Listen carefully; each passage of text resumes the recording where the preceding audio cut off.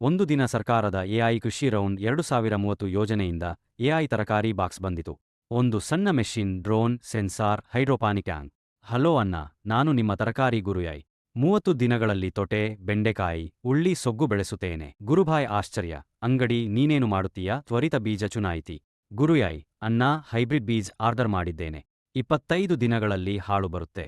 ಹೊಲದಲ್ಲಿ AI smart green house set. Late ಬೆಳಕು ಬೂಸ್ಟ್. ರಾತ್ರಿ 16 ಗಂಟೆ ಲೆಡ್ ಲೈಟ್. ಬೆಳೆ 2 ಪಟ್ಟು ಫಾಸ್ಟ್. ತೊಟೆ ಗಿಡಗಳು 7 ದಿನಕ್ಕೆ 2 ಅಡಿ. ಮಗ ರಾಮು.